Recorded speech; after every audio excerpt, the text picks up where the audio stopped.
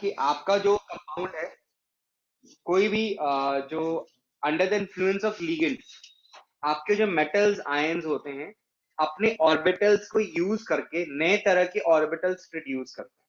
तो कहते हैं under the influence of ligand central metal ion can use any of the orbitals. Any of the orbitals में कौन सा हुआ? n-1d, ns, np, nd, ये सारे ऑर्बिटल। इन दोनों इनको पूरा समझने की जरूरत है कि अगर हम एक ऑर्बिटल्स की बात करते हैं तो अगर ये न्यूक्लियस है हमारा, तो ऑर्बिटल कुछ इस तरीके का होता है। ऐसे मैंने पिक्चर्स के माध्यम से बता रहा हूं मैं आपको। तो सपोजिंगली मैंने इसको n-1d बोला, ये मेरा ns होता है, ये मेरा np होता है और ये मेरा nd होता है। उदाहरण के तौर पे अगर आप समझना चाहते हो तो ये 3d हो गया, ये आपका 4s हो गया, ये आपका 4p हो गया, ये आपका 4d। तो अगर इन ऑर्बिटल्स की बात करते हो तो अब डिस्टेंस क्लोजनेस देखो, ये न्यूक्लियस के सबसे पास है और ये न्यूक्लियस के सबसे दूर है। तो इस 3d ऑर्बिटल को हम इनर ऑर्बिटल कहते हैं। और ये जो 4d है तो दोनों d, लेकिन इसको हम आउटर ऑर्बिटल कहेंगे। और ये आउटर ऑर्बिटल और इनर ऑर्बिटल उनकी पोजीशनिंग के हिसाब से है कि how closer it is to the nucleus. Nucleus के क्योंकि वो पास होगा तो वो इनर होगा, और न्यूक्लियस से दूर होगा तो वो आउटर ऑर्बिटल होता है। तो अब आपको ये देखना होता है कि अगर आपकी हाइब्रिडाइजेशन में 3d यूज हो गया, यानी अगर आपका इनर ऑर्बिटल यूज हो गया हाइब्रिडाइजेशन में, तो ऐसे कॉम्प्लेक्स को हम इनर ऑर्बिटल कॉम्प्लेक्स कहते हैं। लेकिन इसी हाइब्रिडाइजेशन में मेरा आउटर ऑर्बिटल यूज हुआ, यानी बाहर वाला ऑर्बिटल यूज हुआ, तो वैसे कॉम्प्लेक्स को हम आउटर ऑर्बिटल कॉम्प्लेक्स कहेंगे। तो यानी आपकी हाइब्रिडाइजेशन या तो d2sp3, देखो d2sp3 को भी ऑक्टाहेड्रल कहते हैं और sp3d2 को भी ऑक्टाहेड्रल कहते हैं, लेकिन दोनों के ऑक्टाहेड्रल में डिफरेंस होता है, एक इनर ऑर्बिटल होता है और एक आउटर ऑर्बिटल होता है। तो ये ध्यान रखना है कि इनर ऑर्बिटल और आउटर ऑर्बिटल का एक्चुअल मतलब क्या है, वो डिपेंड करता है कि आपका कौन सा ऑर्बिटल हाइब्रिडाइजेशन में इन्वॉल्व हो रहा है। कहानी की बात करें तो कहानी ऑलरेडी मैंने लिखवाया था कि भाई आपके बहुत सारे ऑर्बिटल्स हैं, वो सारे यूज हो रहे हैं हाइब्रिडाइजेशन में, नए तरह के ऑर्बिटल्स प्रोड्यूस हो रहे हैं। ये पूरी इस कहानी जो आपकी ऑटोमेटिकली चल रही है। क्या मैं इरेज कर सकता हूँ इसको? एक जो बेसिक बात बताई, इनर ऑर्बिटल आउटर ऑर्बिटल का मतलब समझ में आ गया बेटा? इनर ऑर्बिटल आउटर ऑर्बिटल किस बेसिस पे आप बोल रहे हो? पोजीशनिंग की बेसिस पे, कि उसका पोजीशन क्या है। अब आपको मैं छोटी सी बात, दूसरी बात ये बताता हूँ कि हाइब्रिड ऑर्बिटल्स कौन से होते हैं, उनका शेप्स क्या होता है, कौन कौन से। तो अब देखो हमारे हाइब्रिड ऑर्बिटल जो होते हैं वो कौन से होते हैं। बेटा ध्यान रखिएगा कि मैं क्लास ले रहा हूं और उस क्लास में उतना ही डिसिप्लिन रहना चाहिए जो मुझे पसंद है, ठीक है? बिल्कुल, तो बिल्कुल शांति रहेगा, बिल्कुल। प्रॉब्लम आएगी तो सिर्फ मेरे से बात करेंगे, आपस में कोई डिस्कशन नहीं होना चाहिए बेटा। हाइब्रिड ऑर्बिटल कौन सा है? तो एक हाइब्रिड ऑर्बिटल जो होता है उसमें कोऑर्डिनेशन नंबर डिसाइड होता है, कोऑर्डिनेशन नंबर 4 है। तो कोऑर्डिनेशन नंबर 4 होता है तो we can have two options shapes के बेसिस पे। एक होता है टेट्राहेड्रल और एक होता है आपका स्क्वायर प्लेनर, ठीक है? दोनों में कोऑर्डिनेशन में 4 है, मतलब 4 लोग इन्वॉल्व है। तो ये टेट्राहेड्रल का शेप जो होता है वो कुछ इस तरीके का होता है और स्क्वायर प्लेनर का शेप कुछ इस तरीके का होता है, ठीक है? ये कोऑर्डिनेशन में 4 होता है। अब इसकी हाइब्रिडाइजेशन जो होती है वो sp3 होती है, इसकी जो हाइब्रिडाइजेशन होती है वो dsp2 होती है, ठीक है? ये जो होता है ये आउटर ऑर्बिटल कहलाता है और ये जो होता है वो इनर ऑर्बिटल कहलाता है। अभी फिलहाल के लिए हम इतने ही पे फोकस कर रहे हैं। लो स्पिन है या हाई स्पिन है इसके ऊपर हम बाद में बात करेंगे, इसके ऊपर नेक्स्ट फोकस करते हैं। दूसरा हमारा होता है कोऑर्डिनेशन नंबर मेरे बच्चे 5। ये बहुत रेयर होता है, बहुत रेयर है। रेयर है, रेयर क्यों है? नॉट रेयर कंपाउंड्स है, rare in terms of CBSE. CBSE इस पे बहुत ज्यादा स्ट्रेस नहीं देती, उनका झुकाव या तो 4 पे होगा या 6 पे होगा, वो 6 नहीं पूछते। अब इसमें हाइब्रिडाइजेशन क्या हो सकता है? यहाँ पे हाइब्रिडाइजेशन sp3d हो सकता है या हाइब्रिडाइजेशन dsp3 हो सकता है। दोनों केस में बात सिंपल सा होगा, इसको कहते हैं ट्राइगोनल बाइपिरामिडल। शेप्स बहुत सिंपल सा है, ठीक है? अब इसमें एक और चीज भी आती है, स्क्वायर पिरामिडल भी कहते हैं कुछ लोग, इसमें स्क्वायर पिरामिडल भी होता है, ध्यान रखिएगा। तो ट्राइगोनल बाइपिरामिडल, अगर मेरा शेप कुछ इस तरीके का डिफाइन हुआ, कुछ इस तरीके का, तो हम इसको ट्रायंगुलर बायपिरामिडल कहेंगे। अगर इसमें हम बात करते हैं तो इसमें हम कहते हैं स्क्वायर पिरामिडल। और स्क्वायर पिरामिडल कॉन्सेप्ट बहुत आसान सा है। मेटल आयन ले लिया ए और ये 5 लोगों को ऐसे एडजस्ट कर लिया, तो ये हमारा स्क्वायर पिरामिडल हो गया। ठीक है, अब हम बात करते हैं नेक्स्ट जो हमारा सबसे ज्यादा फोकस्ड वाला है और सबसे ज्यादा यूज होता है, वो होता है कोऑर्डिनेशन नंबर 6। मेरे बच्चे ध्यान तो आपको 5 पे भी रखना है, लेकिन ज्यादा झुकाव आपका 6 की तरफ होना चाहिए। 6 का जो शेप होता है वो एक ही शेप होता है और वो नाम है ऑक्टाहेड्रल। ऑक्टाहेड्रल में नाम से आ रहा है 6 लोग इन्वॉल्व है। इसमें 2 ऑप्शन आता है, एक होता है D2sp3, दूसरा ऑप्शन होता है sp32। तो अगर D2sp3 है तो इसको हम कहते हैं इनर ऑर्बिटल और ये हो गया आपका आउटर ऑर्बिटल।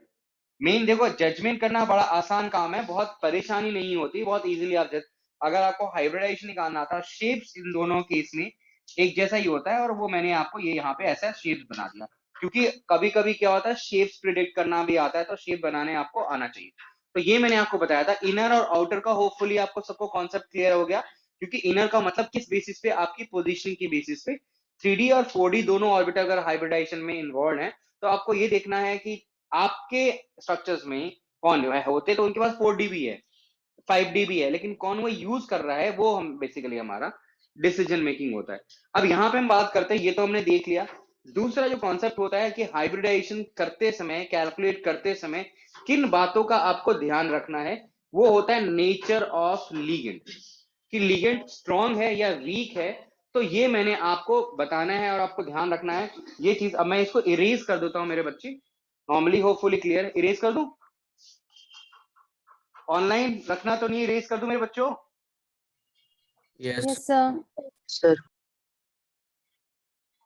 ओके, अच्छा, ये है हमारा इनर और आउटर ऑर्बिटल कॉम्प्लेक्स हो गया। अब हम बात करते हैं और नेक्स्ट पॉइंट पे जो इनका आता है, वो दो बातें, इनसे क्या प्रिडिक्ट करते हो, एप्लीकेशन क्या है वैलेंस बॉन्ड थ्योरी का, कहाँ इसको यूज करते हैं। ठीक है, एक तो आपको पता है एप्लीकेशन में मैं बताऊंगा तो सारी चीजें ऑटोमेटिकली समझ में आ जाएगा।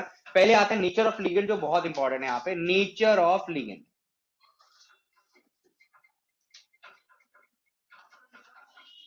तो लिगेंड जो होते हैं बेटा 2 तरीके होते हैं। एक जो होता है ये आपका स्ट्रॉन्ग लिगेंड होता है और एक होता है आपका वीक लिगेंड। ये क्या होता है, pair up the electron,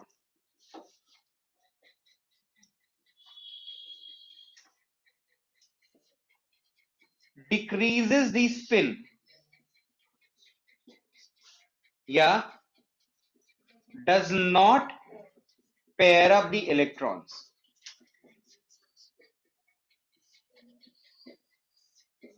increase in spin यानी ऐसे कॉम्प्लेक्स जनरली हाई स्पिन होते हैं, क्योंकि और ये ऐसे कॉम्प्लेक्स जनरली लो स्पिन होते हैं, because they have less number of unpaired electrons और they have more number of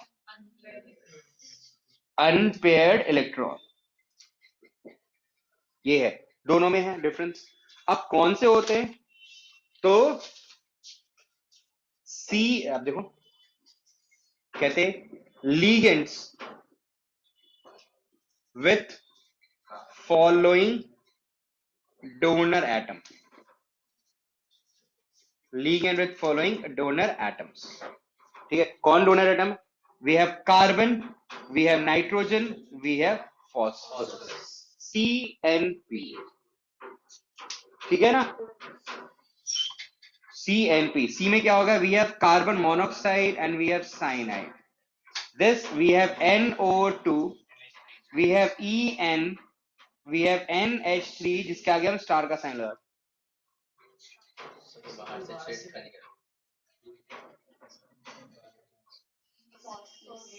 triphenyl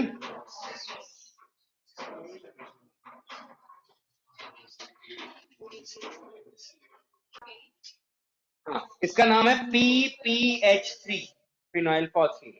PH3 is the formula phosphine और ये ट्राइफिनाइल फॉस्फीन होता है। ये आपका सारे के सारे स्ट्रॉन्ग लिगेंड वाले कैटेगरी है।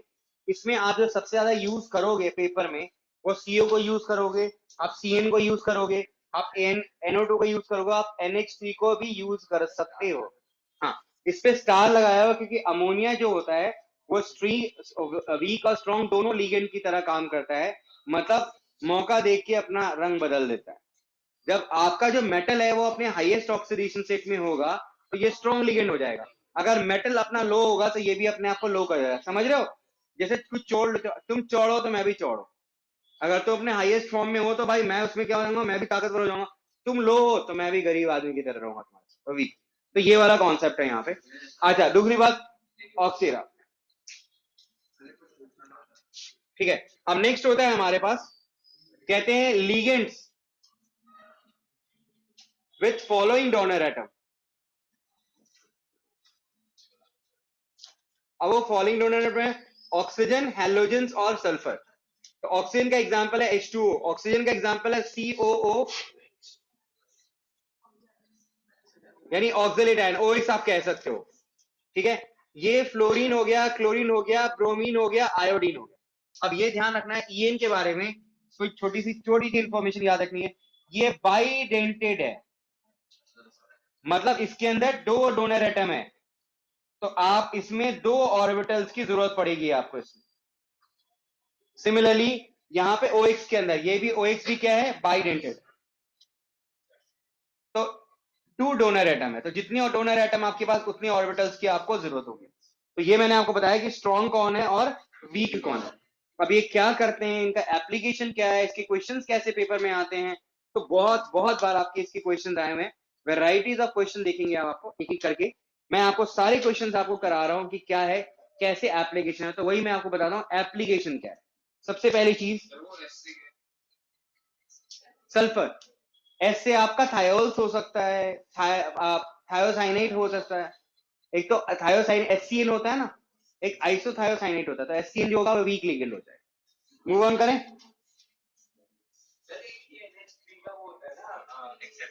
अभी तो मैंने वही बताया था ना NH3 का एक्सेप्शन, कि वो वीक और स्ट्रॉन्ग लिगेंड का क्या कॉन्सेप्ट होता है, वही तो मैंने आपको बताया। ओके ना, अब क्वेश्चन देखते हैं एप्लीकेशन, इससे क्या क्या पता चलता है।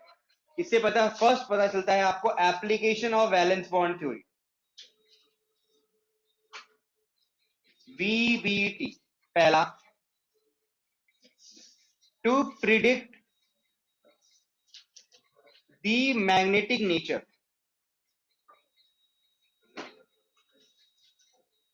To predict the geometry, shape तो बताते ही बता, टू प्रिडिक्ट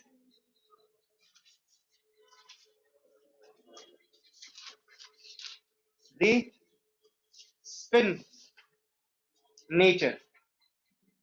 कलर के बारे में वैसे वो उसका एप्लीकेशन नहीं, वो तो हमने जबरदस्ती बता दिया, बना दिया है। कलर ये इसकी लिमिटेशन भी है वैलेंस बॉन्ड थ्योरी, क्योंकि वो कलरेशन को जस्टिफाई नहीं कर पाता है, लेकिन कलरेशन जो होता है वो DD इलेक्ट्रॉनिक ट्रांजिशन की वजह से होता है, वो यहाँ पे नहीं बता पाया। अब बताओ मैग्नेटिक नेचर का मतलब क्या होता है, तो दो तरह के आप कॉम्प्लेक्स के बारे में जानते हो, पैरामैग्नेटिक और ये होता है डायामैग्नेटिक। तो पैरामैग्नेटिक मतलब नो अनपेयर्ड इलेक्ट्रॉन, और यहां पे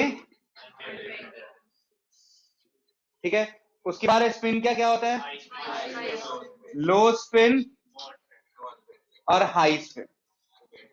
तो ये आपको मैंने बता दिया था, अनपेयर्ड इलेक्ट्रॉन होगा तो हाई स्पिन होगा, नहीं होगा तो लो स्पिन, अनपेयर्ड इलेक्ट्रॉन कम होगा तो।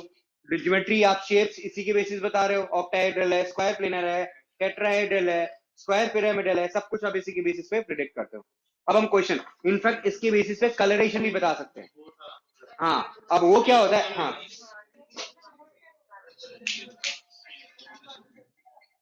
बेटा अब आप देखो, अगर आपके पास अनपेयर्ड इलेक्ट्रॉन है तो आप कलर्ड है, अगर क्यों, और ये रीजन DD इलेक्ट्रॉनिक ट्रांजिशन होता है, वो इसकी लिमिटेशन है बेटा। अब कहते हैं नो अनपेयर्ड इलेक्ट्रॉन, तो ये कलरलेस हो जाता है। तो आपको बेसिकली अगर कलर्ड की बात होगी तो भी आप क्वेश्चन देखोगे तो क्लैरिटी मिल जाएगी, अभी हम जो इस टॉपिक रिलेटेड जितने भी क्वेश्चंस हैं वो कर लेते हैं। सारे क्वेश्चन मैं आपको बताता हूं तो आपको आइडिया लग जाएगा एक एक करके। इस पे मैंने जानबूझ के क्वेश्चन किया कि इसमें 4 क्वेश्चन करेंगे और प्रॉपर्ली अच्छे ढंग से देख पाएंगे कि इसमें हो क्या रहा है, सारी चीजें आपको आइडिया लग जाएगी। ठीक है, पहला देखते हैं कोबाल्ट के ऑक्सीडेशन स्टेट। यहाँ पे कोबाल्ट के ऑक्सीडेशन स्टेट क्या है? तो यहाँ पे कोबाल्ट जो है वो अपनी हायर ऑक्सीडेशन स्टेट में, तो यहाँ पे NH3 acts as strong ligand। ठीक है, अब ये क्या होगा नेचर उसको समझते हैं, एक क्वेश्चन करते हैं फिर बाकी। सबसे पहला काम होता है ऑक्सीडेशन स्टेट कैलकुलेट करना, आपने निकाल लिया। अब हम कोबाल्ट की कॉन्फ़िगरेशन लिखते हैं, वो होता है आर्गन 3d7 4s2। ठीक है, फिर हमने CO कोबाल्ट 3+ का लिखा तो वो हो गया आर्गन 3d6। ये मैंने कॉम्प्लेक्स लिखा 1 2 3 और ये 4, यानी 1।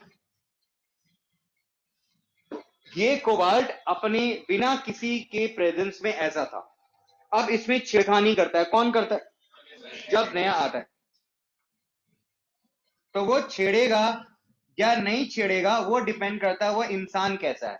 जो गुंडे लोग होते हैं वो छेड़खानी करते हैं, और जो सीधे साधे कमजोर लोग होते हैं वो किसी को छेड़ नहीं सकते, क्योंकि ताकत ही नहीं है छेड़ने की, तो क्या ही छेड़ेगा। तो ये बेचारा NH3 जो है अब यहाँ पे गुंडा, स्ट्रॉन्ग शब्द आते ही गुंडा हो गया। तो छेड़खानी करेगा, छेड़खानी का मतलब होता है वो पेयर अप कर देगा। सारे इलेक्ट्रॉन जो अनपेयर्ड दिख रहे हैं वो सारे इसके डर से इकट्ठे हो जाएंगे। और वो ऑब्वियसली गुंडे की वजह से क्या होता है, आप किसी को जगह खाली करवाना, जमीन खाली करवाना, तो अपना गुंडा भेजो, गुंडे की वजह से क्या होगा, हाँ हाँ ले लो ले लो, अब जमीन छोड़ के भाग जाते हैं। तो वही वाला कॉन्सेप्ट हो गया, खाली कर दिया आपने। अब यहाँ पे हमारा कौन सा ऑर्बिटल हो गया? 3d। उसके बाद अगला ऑर्बिटल कौन सा है? 4s। उसके बाद अगला ऑर्बिटल कौन सा है? 4p। अब आप देखो टोटल लिगेंड है कितने, कितने गुंडे हैं? तो भाई उनको एक प्लॉट नहीं चाहिए, 6 प्लॉट चाहिए। तो 6 प्लॉट चाहिए ना, तो एक 2 प्लॉट उन्होंने 3d से ले लिया, एक प्लॉट एस से ले लिया। तो अब हम यहाँ पे लिख देंगे, वहीं पे हाइब्रिडाइजेशन लिखेंगे, तो बेटा क्या होगा? पहली बात है ये हो गया। ठीक है, अब बताओ ये इनर होगा या आउटर होगा? क्योंकि 3d ऑर्बिटल हाइब्रिडाइजेशन, तो यानी इट इज D2sp3। बहुत अच्छे, ये इनर ऑर्बिटल हो गया, इनर ऑर्बिटल हो गया। दूसरा ये ऑक्टाहेड्रल हो गया। ठीक है, अब देखो एक मिनट कि इसमें और इसमें कुछ फर्क दिख रहा है? इसमें अनपेयर्ड ज्यादा थे, इसमें अनपेयर्ड कम हो गया, तो अनपेयर्ड इलेक्ट्रॉन यहाँ पे डिक्रीज हो रहा है। तो ऐसे कॉम्प्लेक्स को लो स्पिन कॉम्प्लेक्स कहते हैं। क्यों? क्योंकि there is decrease in unpaired electron. अगर लिगेंड की आने की वजह से आपका अनपेयर्ड इलेक्ट्रॉन कम हो जाता है तो ऐसे को कहते हैं लो स्पिन कॉम्प्लेक्स। तो यहाँ पे स्पिन की वैल्यू कम हो गई। नेक्स्ट हो गया, इसके पास अनपेयर्ड इलेक्ट्रॉन है तो लिखेंगे नो अनपेयर्ड इलेक्ट्रॉन। जिनके पास अनपेयर्ड इलेक्ट्रॉन नहीं होता उनमें दो चीजें होती है, एक होता है डाया और एक होता है कलर। ठीक है ना? कोरा कागज था ये मन मेरा, बहुत ही फेमस सा गाना है। तो बेसिकली क्या होता है, कोरा कागज का मतलब ये था कि कोरा कागज कलर्ड होता है। कब? जब आपका डायमैग्नेटिक, क्योंकि अनपेयर्ड इलेक्ट्रॉन ही चाहिए होता है। तो ये नहीं बेटा, हाँ एक और आएगा, पी में बिल्कुल आएगा बेटा, क्योंकि अनपेयर्ड इलेक्ट्रॉन्स, आप देखो जो डायमैग्नेटिक होता है वो कलरलेस होता है। ठीक है, क्योंकि उसमें ऑलरेडी देखो कैसा पेयर्ड हो गया ना, तो मोह माया से ऊपर उठ जाता है, तो उनका जीवन बिल्कुल कोरा कागज हो जाता है। अकेले जो है वही रंग बिरंगी चीजें देखता है। अब आपको बताओ, रंग बिरंगी हो गया ना, जब कपल को देखा रंग बिरंगी चीजों को देखता हूँ नहीं, जो अकेले रहते हैं तभी हमें रंग बिरंगी चीजें जहां देखें वहीं पर नजर टिक जाता है हमारा। पेयर्ड होने के बाद तो हम फोकस्ड हो जाते हैं बेटा, अब क्या देख भी नहीं सकते, मजबूरी है ना, देखोगे तो दूसरे से मार खाओगे। तो इसलिए बेसिकली जब आप अकेले हैं तभी आप इधर उधर ज्यादा भ्रमित होते हैं। तो अकेले हैं तो भ्रमित होते हैं, यानी अलग रंग बिरंगी चीजें दिखती है। जब पेयर्ड हो गए सब कुछ सीधा हो जाता है। ठीक है, सब कुछ क्या होता है? कोरा सा होता है। समझ सकते हैं? ये सब चीजें तो ज्यादा समझ में आएगी। चलो नॉर्मल, अच्छा ओके। हाँ युवराज तो कह रहा है कि सर हमारा पहले भी वैसे थे अभी भी ऐसे थे। कोई बात नहीं युवराज, बेटर लक नेक्स्ट टाइम, कोई बात नहीं, कभी ना कभी तो जीवन में कुछ बदलाव होगा हमारा, कोई डरने की जरूरत नहीं है। मतलब डोंट लूज योर होप, आज नहीं कल नहीं कभी ना कभी तो होगा ही। Okay let it be. So let it. Okay बच्चों ये देख लिया हमने. Is it fine? अब सेम कॉन्सेप्ट इन्होंने पूछा कि वो इनमें से कौन डायमैग्नेटिक भी है और इनर भी है और ऑक्टाहेड्रल भी है. तो इसमें डायमैग्नेटिक भी देख लिया, ये इनर भी है और ये ऑक्टाहेड्रल भी है. तो फर्स्ट ऑप्शन तो हमारा इस हिसाब से सही हुआ. तो इसके बाद हम इसको इरेज कर देते हैं और सेकंड ऑप्शन की तरफ मूव ऑन करते हैं. चेक करते हैं कि उसमें भी हमारा क्या. अब नेक्स्ट है हमारा मैंगनीज.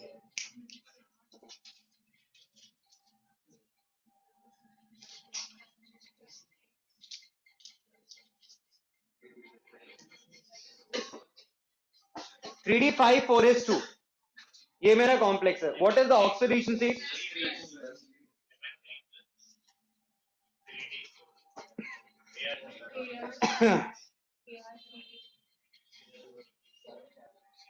थ्री डी 4 और बगल में कौन है? आप मुझे बताइए इसमें. एक मिनट पहले आपको ये भी समझने की जरूरत है कि क्या पॉसिबिलिटी बनती है. एक अगर मैंने पहले तो आप बनाओ, पहले मैंगनीज का बना लेते हैं. क्या ये पॉसिबिलिटी बन सकती है? आप मुझे ट्राई करके बताओ. 3d 5 4s2 था, हमने 3 इलेक्ट्रॉन निकाल दिया, ये बन गया. और अगर मैंने इन दोनों को पेयर अप करवा दिया तो what could be the hybridization now? तो इसमें तो यही होगा 3d 4s और तो क्या हो गया हाइब्रिडाइजेशन? D3sp2. यही अनोखा सा हाइब्रिडाइजेशन लिखा. स्ट्रॉन्ग लिगेंड है, पेयर अप तो 100% करेगा, छोड़ने वाला नहीं है. तो ये हमारी अजीब सी हाइब्रिडाइजेशन दिखी. लेकिन sp3d2 भी होता तो कोई बात कहते इस हाइब्रिडाइजेशन को हम ऑक्टाहेड्रल नहीं बोल सकते. और वो भी इनर ऑर्बिटल तो एक तरह से कह सकते हो किसी भी हालत में. अब बताइए इसकी हाइब्रिडाइजेशन आप क्या डिफाइन करते हो? क्या ये हमारी इस कैटेगरी को बिलोंग कर रहा है? नो. तो नेक्स्ट मूव ऑन करते हैं हमारी हाइब्रिडाइजेशन. नेक्स्ट पे आते हैं. आयरन की बात करो. आयरन को चेक करके बताओ बताइए. हाँ बेटा एक मिनट. आयरन इज FeCN का whole 6 raise to the power 4 minus. जिसका निकालना उसको x ले लो. -1 into 6 is equal to -4. x की वैल्यू कितनी आ गई? 2. आयरन की कॉन्फ़िगरेशन वैसी क्या होती है? Argon 3d6 4s2. तो Fe2+ की क्या हो जाएगी बेटा? Argon 3d6. ये बना लो डायग्राम. 3d4s ठीक है. 3d4s. आप बताओ यहाँ पे 1 2 3 4 5 और 1 6. अब ये FeCN का होल 6 4 ये स्ट्रॉन्ग लिगेंड है. क्या करेगा?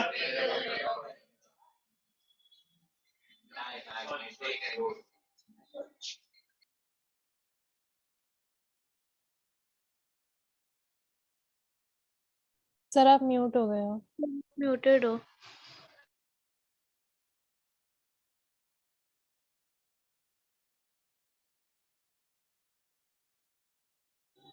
अच्छा अब यहाँ देखो डी के कितने ऑर्बिटल्स हो गए बेटा?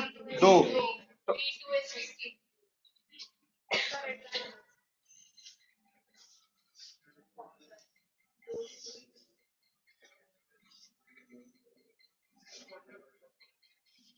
लो स्पिन हो गया, ऑक्टाहेड्रल हो गया. अब इसमें नो अनपेयर्ड इलेक्ट्रॉन. तो ये डायमैग्नेटिक भी हो गया और ये कलर्ड भी हो गया, कलरलेस. अगर आप दूसरा वाला लोगे तो वहां पे आयरन के ऑक्सीडेशन स्टेट जो है वो +3 है. तो ये हो जाएगा 3d5. तो यहाँ पे 2 2 और 1 बच जाएगा यहाँ पे. तो फिर वो डायमैग्नेटिक नहीं होगा, वो लो स्पिन तो होगा, ऑक्टाहेड्रल भी होगा, लेकिन वो पैरामैग्नेटिक. ठीक है. और ये तो कलरलेस होगा लेकिन वो कलर्ड होगा क्योंकि उसके बाद अनपेयर्ड. मैं दिखा देता हूँ.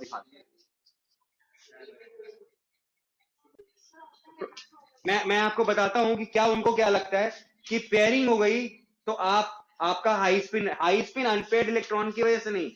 आपको ये देखना है कि उस लिगेंड के आने की वजह से क्या हुआ. लिगेंड के आने की वजह से ये 5 अनपेयर्ड इलेक्ट्रॉन में सिर्फ 1 अनपेयर्ड रह गया. तो इस लिगेंड की वजह से number of unpaired electron decrease हो गए. तो जब भी नंबर ऑफ अनपेयर्ड डिक्रीज होता है तो आपकी स्पिन वैल्यू कम हो जाती है, इसलिए मैंने इसको लो स्पिन बोला।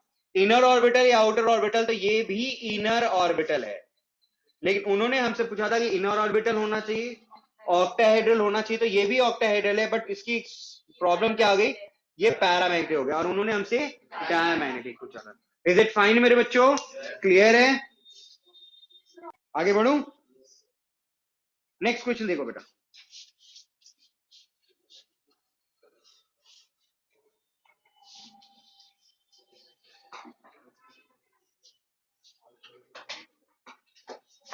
अब देखो नेक्स्ट क्वेश्चन है बेटा, which of the following are correct for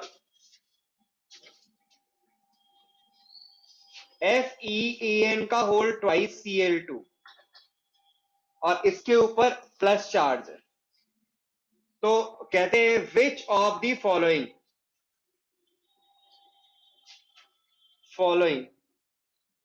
options are correct for home, for इसके लिए। पहला पैरामैग्नेटिक होना, दूसरा D2sp3 हाइब्रिडाइजेशन है, तीसरा sp3d2 हाइब्रिडाइजेशन है, चौथा डायमैग्नेटिक है। मोर देन वन हो सकता है, कोई वैसी दिक्कत नहीं है। पहले आप ध्यान से देखो what is the nature of En। पहले ऑक्सीडेशन सेट निकालते हैं, यहां देखते हैं FeEn का होल ट्वाइस Cl2 और प्लस, जिसका कैलकुलेट करना हो तो उसका x ले लो, 0 इंटू 2, En न्यूट्रल है, Cl पे -1 चार्ज होता है, इज इक्वल टू 1, x की वैल्यू 3 आ गई। आयरन की कॉन्फ़िगरेशन क्या होती है बेटा, आर्गन 3d6 4s2, Fe3+ में इसकी कॉन्फ़िगरेशन क्या हो जाएगी, आर्गन 3d5। लिखो 5 कैसे बनाओ, 1 2 3 4 5, ठीक है। अब क्योंकि मैं मान रहा हूं कि En एक स्ट्रॉन्ग लिगेंड है,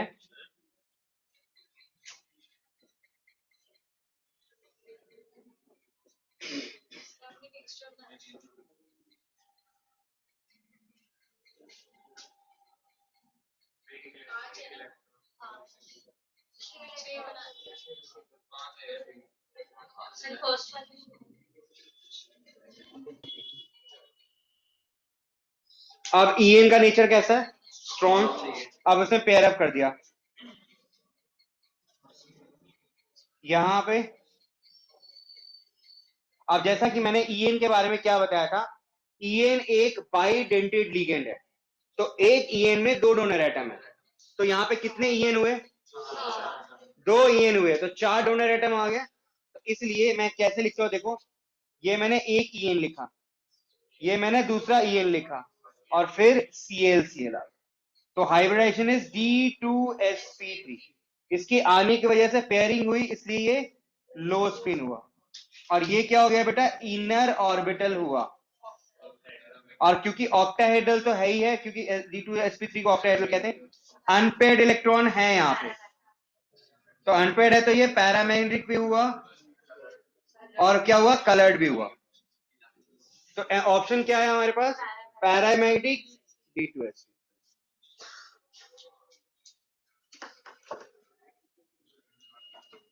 क्लियर है ये?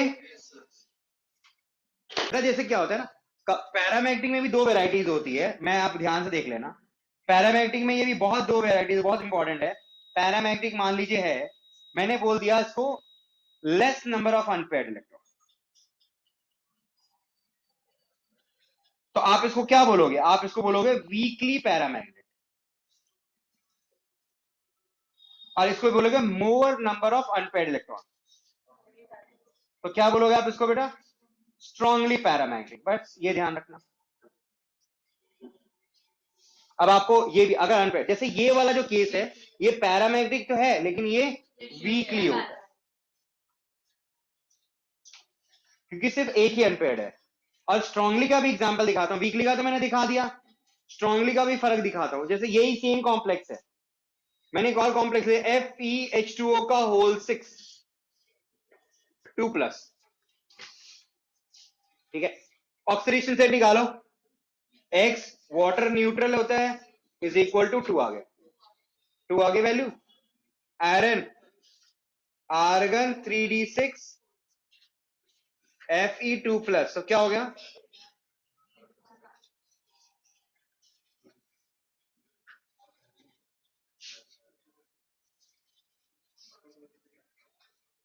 हो गया। अब हमने लिखा FeH2O का होल कैसा होता है, क्या करेगा? ये वीक लिगेंड है तो ये कुछ भी नहीं कर पाएगा, तो जो जैसा है वैसा ही रह जाएगा।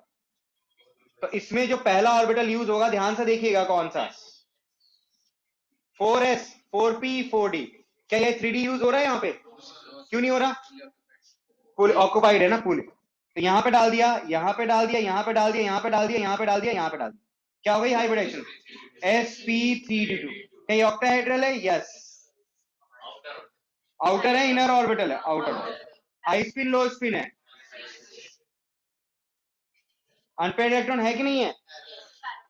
नहीं, हाँ स्ट्रॉन्गली पैरामैग्नेटिक। तो क्या लिखोगे? Strongly paramagnetic. कलर तो ये भी था, कलर तो वो भी था, लेकिन इसके इंटेंसिटी में फर्क आ जाएगा बेटा। आई बात समझ में? तो कल को किसी ने पूछा वीकली और स्ट्रॉन्गली, तो ये डिफरेंस समझ में आ जाएगा ना बच्चे? हाँ सचिन बोल रहे। अगर मान लीजिए कहीं पे गुंडा भी है, बड़ा गुंडा भी है, और एक सीधा सा इंसान है, किसको ज्यादा डोमिनेंस मिलता है? सीधे इंसान की वैल्यू मिलती है? नहीं, गुंडा आदमी है, बेकार आदमी है, वो आगे मार्केट खराब कर देगा वो। तो बस एक भी आ गया ना बेटा, तो अब छेड़खानी तो करेगा, कैरेक्टरलेस आदमी का कुछ नहीं हो सकता। सीधे शरीफ लोग है, जैसे ये बेचारा, सारे शरीफ लोग है, 6 के 6। यहाँ पे दो ऐसे नहीं है। अब एक बात बताओ भाई, एक गन लेके, एक में दो गन लेके चल रहा है वो आदमी, और यहाँ पे 4 गन है, तो तबाही तो मचेगी ना बच्चे। तो इसमें ये बाइडेंटेड की दिक्कत यही है ना, ठीक है। तो ये प्रॉब्लम होते, एक भी आ गया तो अपना इन्फ्लुएंस वो दिखाएगा ही दिखाएगा। हाँ हाँ बिल्कुल, जो सैंपल पेपर आया है उसमें यही क्वेश्चन है। इनफैक्ट बहुत केंद्रीय विद्यालय के पेपर में भी मैंने देखा इस क्वेश्चन इस टॉपिक पे बेस्ड है। तो ऐसा ऐसा उम्मीद किया जा रहा है कि क्या पता कल हो ना हो, यानी सीबीएसई के अंदर आपको ये क्वेश्चन मिल दिख जाए। टेट्राहेड्रल एंड ऑक्टाहेड्रल में डिफरेंस मैं बताता हूं। COCl का होल 4 और इसके ऊपर -1 चार्ज लगा दिया, और ऑक्टाहेड्रल का बताता हूं COCl6 raise to the power 3-। तो ये डिफरेंस समझ में आ गया। तो जो इसकी एनर्जी होगी उसका 4/9 करोगे तो टेट्राहेड्रल की एनर्जी आ जाएगी। तो अगर CFSE आपको दिया हुआ है, ये टेट्राहेड्रल दे देंगे या आपको CFSE दे देंगे, तो कंफ्यूज होने की जरूरत नहीं है, क्रिस्टल फिल स्टेबलाइजिंग एनर्जी है, ये तो कैलकुलेट होता है प्रॉपर। तो आपको मान लो दोनों की एनर्जी गैप दी हुई है, एनर्जी दी हुई है। अगर आपको ऑक्टाहेड्रल और टेट्राहेड्रल के बीच में आप वैल्यू समझ सकते हो, ये बहुत बहुत बहुत इंपॉर्टेंट रिलेशनशिप है जो हमारे सैंपल पेपर में भी है, इस बार जरूरी है। टेट्राहेड्रल में मैंने आपको बताया था कि स्प्लिटिंग कम होती है, तो क्या आ सकते हैं? मोर number of ligands. More number of ligands का मतलब कितने हो गए बेटा? 6 लिगेंड्स हो गए। तो क्या लिखोगे आप? More splitting. Am I clear to all of you? Yes और नो? ठीक है। और यहां पे क्या होता है? Less number of ligands. Okay मेरे बच्चों, कितने लेस में कितने मेरे बच्चे? 4। तो क्या लिखोगे आप? लो स्प्लिटिंग बेटा। आप देखो जब होते हैं हमारे पास, आप ध्यान से देखिएगा मेरे बच्चे, अब हमारे एग्जाम में क्वेश्चन आता है, क्या क्वेश्चन आता है कि what are the factor which affecting the magnitude of CFSE, delta not की वैल्यू को कौन कौन अफेक्ट करता है? तो उसमें एक फैक्टर होता है ज्योमेट्री ऑफ द कॉम्प्लेक्स। अगर स्प्लिटिंग ऑक्टाहेड्रल फील्ड में होगी तो वो ज्यादा होगी as compare to tetrahedral field, और ये बात वैल्यू से भी पता चल रहा है, और ये वैसे लॉजिकली पता चल रहा है, क्योंकि 6 लोग हैं उसमें 4 लोग हैं, तो तबाही थोड़ी सी ज्यादा मचेगी वहां पे, अप्रोच का होता है। हाँ, लॉजिक अभी आपको मैंने बताया था, ये आपके 5 डी ऑर्बिटल है मेरे बच्चे। अब ये पांचों के पांचों क्या है? डीजेनरेट। क्या है? डीजेनरेट। जब लिगेंड्स इनको अप्रोच करता है तो इनकी डीजेनरेसी थोड़ी सी अफेक्ट होती है, और ये लेकिन अभी भी कुछ फ्रेंड्स होते हैं ना, अच्छे दोस्त, भाई जाएंगे तो पांचों जाएंगे, तो अभी भी इन्होंने अपनी डी जनरेशन, अपने प्यार मोहब्बत को मेंटेन करके रखा है। लेकिन लेकिन कहाँ प्रॉब्लम आती है, जब कोई थर्ड पर्सन प्रॉपरली, अभी तो दूर हो तो चलो इतना फर्क नहीं आता, जैसे हमारी क्लोजेस बढ़ती है यानी लिगेंड बहुत पास आता है, तो अप्रोच डिपेंडिंग अपॉन कि आपका लिगेंड्स कहाँ अप्रोच कर रहा है, तो ऑक्टाहेड्रल फील्ड में लिगेंड्स का अप्रोच अलोंग द एक्सिस होता है। तो इसमें जो एक्सियल ऑर्बिटल्स होते हैं, आपको पता होगा डी के टोटल 5 ऑर्बिटल में से 2 ऑर्बिटल एक्सियल होते हैं और 3 नॉन एक्सियल ऑर्बिटल्स होते हैं। तो जो एक्सियल ऑर्बिटल्स होते हैं उनमें थोड़ा इंटरेक्शन ज्यादा देखने को मिलेगा और उनकी एनर्जी, इंटरेक्शन ज्यादा का मतलब क्या होगा, रिपल्शन ज्यादा, तो उनकी एनर्जी क्या होती है मेरे बच्चे, ऊपर, और इनकी एनर्जी नीचे जाती है, और इनके एनर्जी गैप को हम डेल्टा नॉट से रिप्रेजेंट करते हैं। और ये जो होता है इसको हम क्या कहते हैं, बैरी सेंटर। और ये जो मैंने डायग्राम बनाया इसको हम कहते हैं क्रिस्टल फील्ड स्प्लिटिंग। अब इसको और अच्छे ढंग से लेवल करके दिखाना है, तो ये लिखना है मेटल जो कि नॉर्मल स्टेट में है, अब ये गुब्बारा फूलने लग गया है, मतलब फुला क्या, थोड़ा सा और आपको बड़ा दिखा देना है। अब ये गुब्बारा पूरी तरीके से फट गया और इसको चारों तरफ से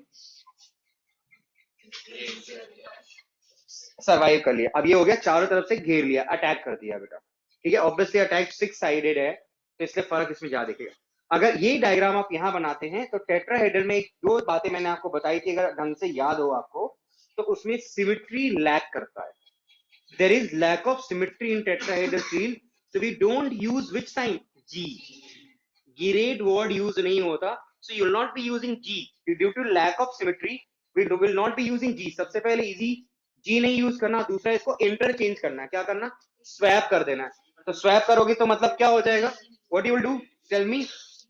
यहां तक तो सेम वही बात होना है। अब मैं आपको यहां पे दिखाता हूं, 1 2 3 4 5, क्या होगा मेरे बच्चे, और नीचे, ठीक है, क्या होगा एनर्जी, क्या, डेल्टा टी। ये कितना होता है, 3/5 ऑफ डेल्टा टी, और ये कितना होता है बेटा, 2/5 ऑफ डेल्टा टी। ये 0.4, जहां भी ई वाला होगा ना, और इसमें देखो ध्यान से क्या लिखना है, इसमें ई लिखना है और इसमें क्या लिखना है, T2। T2 जी, यहाँ पे क्या लिखा था, T2 जी ना, वहां पे जी गायब हो जाता है। टेट्राहेड्रल में जी याद रखिएगा, 1 मिनट, कैसे याद रखना है, टी में टी ऊपर रहेगा ना, टी है तो टी को ही तो प्रायोरिटी देगा ये, तो टी में टॉप पे कौन रहेगा, टी, टी टी, आपको पता है टेबल टेनिस, तो टी में टी ऊपर है और ओ में टी नीचे। समझ में आ गया ना, ऑपरेशन थिएटर याद हो गया। अब मुझे बताओ, लर्न हो गया मेरे बच्चे, बताओ व्हाट इज, बिना देखे बोलो, याद हो गया, ऑक्टाहेड्रल टेट्राहेड्रल लर्न हो गया ढंग से। बताओ ऑक्टाहेड्रल में कितने लिगेंड, 6, टेट्रा में, बहुत अच्छे, स्ट्रॉन्ग, ज्यादा स्प्रेडिंग किसमें, उसमें, इसमें अप्रोच कहां से होता है, अलोंग द एक्सिस, वहां पे इन बिटवीन द एक्सिस। किसकी एनर्जी यहाँ पे कम होती है, T2G की, और Eg कहां होता है उसमें, लेकिन वहां से क्या गायब हो जाता है, क्यों गायब हो रहा है, सिमेट्री नहीं है, इट लैक सिमेट्री, इस वजह से ही हो गया। समझ में आ गया। अच्छा, वैल्यू क्या है, डेल्टा, रिलेशन क्या है डेल्टा टी और डेल्टा नॉट में, बहुत लर्न हो गया।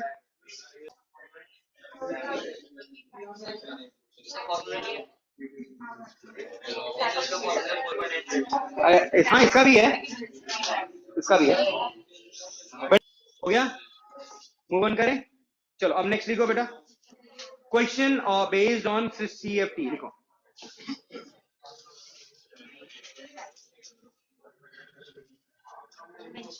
Crystal field, crystal field theory पे क्या क्या क्वेश्चन बन सकता है वो देखो, घर बोलू।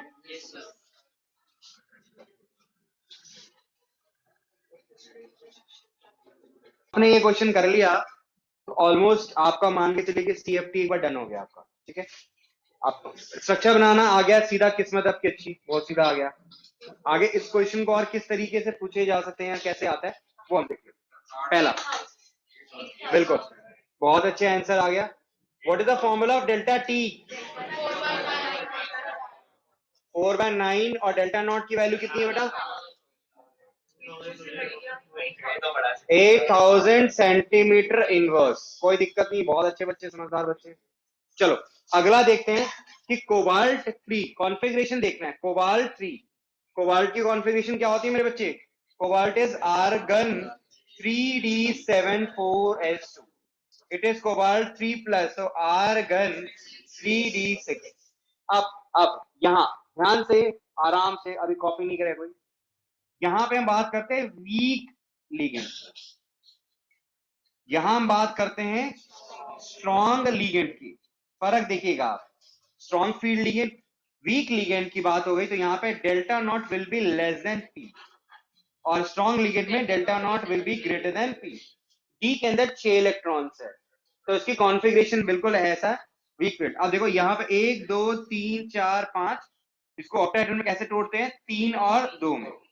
अगर कम होगा तो पहले तीनों में देखो एक एक इलेक्ट्रॉन डालो, 1 2 3, ठीक है। फिर अगर ये वैल्यू कम है, पेयरिंग एनर्जी से आपकी वैल्यू क्या है, कम है, तो इलेक्ट्रॉन कहां चला जाएगा, ऊपर, तो यानी यहां पे 2 चला गया ऐसे, और फिर एक इलेक्ट्रॉन यहां आ गया। तो what is the configuration this case, T2G4 EG0। तो इन्होंने पूछा कि भाई ये पैरामैग्नेटिक ऑक्टाहेड्रल कॉम्प्लेक्स क्यों 2 होगा। अब बेटा ये सॉरी, अब ये देखो क्या इसके पास अनपेयर्ड इलेक्ट्रॉन है, कितने अनपेयर्ड है, 4, तो क्या हो गया ये बेटा पैरामैग्नेटिक, हाँ हाँ बिल्कुल बिल्कुल बिल्कुल, हाँ बिल्कुल सही सही बोल रहे थे, सही बोल रहे थे, मैं I apologise, it is strongly paramagnetic, बिल्कुल। अब इसके बारे में तबाही मचाए। अब ये कैसा आदमी है, अब ये एक मिनट, तो T2G6 EG0, अब ये लो स्पिन है हाई स्पिन है, और ये हाई स्पिन हो, और ये क्या हो गया, अब बेटा डायमैग्नेटिक में स्ट्रॉन्गली का, बेटा इसको कूटो बेटा, फिर हाँ बेटा डायमैग्नेट में भी स्ट्रॉन्गली क्या होता है भाई, मतलब एक मास्टर जी आपने कोई शब्द यूज कर लिया तो हमें स्ट्रॉन्गली अच्छा लगा, हम तो कहीं भी इसको लगा देंगे। बेटा स्ट्रॉन्गली क्या होता है, डायमैग्नेटिक में डायमैग्नेटिक होगा, क्लियर है, is it fine now. Tetrahedral में लो स्पिन क्यों नहीं बनता, क्योंकि डेल्टा टी की वैल्यू ज्यादा होती है कम होती है। टेट्राहेड्रल फील्ड कितने लिगेंड्स होंगे, 4 लिगेंड है, कम लिगेंड है 4, तो स्प्लिटिंग ज्यादा होती है कम होती है, कम होती है, ऑक्टाहेड्रल ज्यादा होगी ना, तो आपने क्या लिखना है, डेल्टा टी की वैल्यू कितनी होती है बेटा, 4/9 ऑफ डेल्टा। तो इसमें सोल्यूशन में क्या लिखना है, इसमें ये लिखना है कि the splitting energy is not sufficient to cause pairing, is not sufficient, क्योंकि इस लो स्पिन करने के लिए क्या करवाना पड़ेगा, पेयरिंग करवाना पड़ेगा। उसके लिए हमारी स्प्लिटिंग एनर्जी की वैल्यू, बेटा आप देखो जब स्प्लिटिंग एनर्जी ज्यादा था, ये ज्यादा था तभी तो पेयरिंग हुआ, अगर स्प्लिटिंग एनर्जी ज्यादा नहीं हुआ तो पेयरिंग, तो क्या लिखेंगे आप, लिखो इसमें क्या लिखोगे, splitting energy is not sufficient to cause pairing of electrons, so tetrahedral complexes are rarely low spin। तो क्या लिखोगे, tetrahedral complex are high spin, low spin नहीं होता। Am I clear to all of you? एक तो मैंने आपको सीधा सीधा बता दिया कि भाई सीधा आ गया स्प्लिटिंग कर दो, दिखा दो, और हमने और दूसरा क्या देखा कि उसके बेसिस पे कैसे कैसे क्वेश्चंस आ सकते। Am I clear to all of you?